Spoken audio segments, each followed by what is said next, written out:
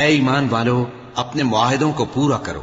تمہارے لیے چرنے والے مویشی حلال کر دیے گئے ہیں بجز ان کے جو تمہیں پڑھ کر سنائے جاتے ہیں، مگر حالت احرام میں شکار کو حلال نہ جاننا۔ اللہ جیسا چاہتا ہے حکم دیتا ہے۔ مومنوں، اللہ کے نام کی چیزوں کی بے حرمتی نہ کرنا، اور نہ ادب کے مہینے کی، اور نہ قربانی کے جانوروں کی، اور نہ ان جانوروں کی جو اللہ کی نذر کر دیے گئے ہوں کہ جن کے گلوں میں پٹے پڑے ہوں، اور نہ ان لوگوں کی جو حرمت والے گھر یعنی بیت اللہ کو جا رہے ہوں اپنے پروردگار کے فضل اور اس کی خوشنودی کے طلبگار بنے ہوئے۔ اور جب احرام اتار دو تو پھر اختیار ہے کہ شکار کرو، اور کچھ لوگوں کی دشمنی اس وجہ سے کہ انہوں نے تم کو مسجد حرام سے روکا تھا تمہیں اس بات پر آمادہ نہ کر دے کہ تم زیادتی کرنے لگو۔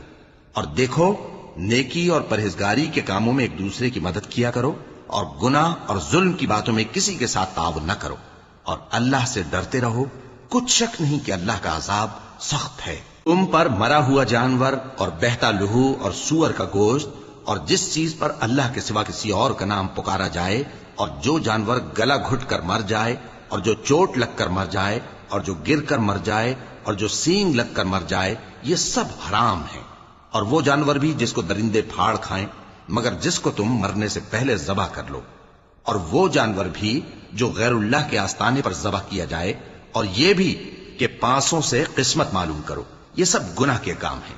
آج کافر تمہارے دین سے نا امید ہو گئے ہیں تو ان سے مت ڈرو اور مجھی سے ڈرتے رہو۔ آج میں نے تمہارے لیے تمہارا دین کامل کر دیا ہے اور اپنی نعمتیں تم پر پوری کر دی، اور تمہارے لیے اسلام کو بطور دین پسند کر لیا۔ ہاں، جو شخص بھوک میں ناچار ہو جائے بشرطے کہ گناہ کی طرف مائل نہ ہو تو اللہ بخشنے والا ہے، بڑا مہربان ہے۔